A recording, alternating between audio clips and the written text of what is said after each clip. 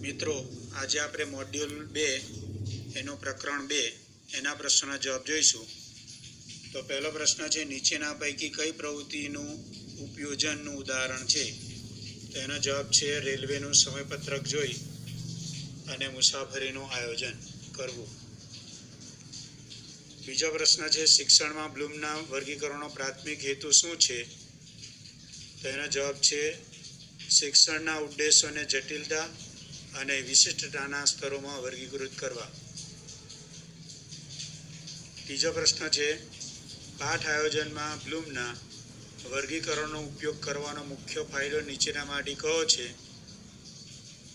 તો એનો જવાબ છે તે વિદ્યાર્થીઓમાં ઉચ્ચ સ્તરીય વિચારવાની કુશળતા વિકસાવવામાં મદદ કરે છે.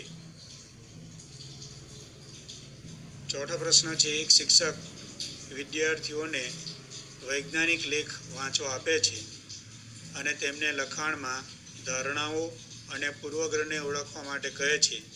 આ પ્રવૃત્તિ બ્લૂમના વર્ગીકરણના કયા સ્તરની ગણાય? તેનો જવાબ છે વિશ્લેષણ કરવું. પાંચમો પ્રશ્ન છે, નીચેના પૈકી ઉચ્ચ સ્તરીય વિચારણા કૌશલ્યની લાક્ષણિકતા કઈ નથી? તેનો જવાબ છે સ્મૃતિ.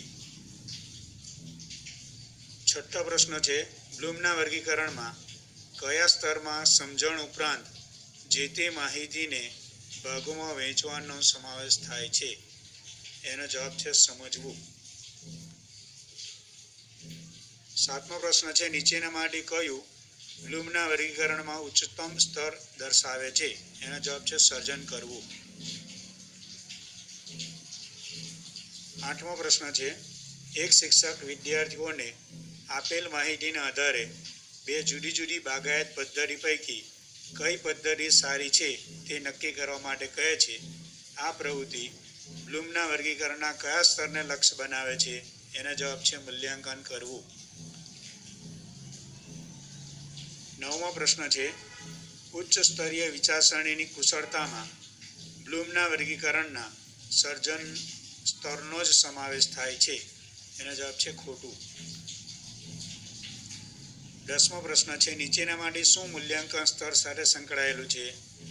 એનો જવાબ છે ખરું કે ખોટું સાબિત કરો. જે લોકોએ હજુ સુધી ચેનલને સબસ્ક્રાઇબ ના કરી હોય, ચેનલને સબસ્ક્રાઇબ કરજો, વિડીયોને લાઇક અને શેર કરજો. અસ્તુ.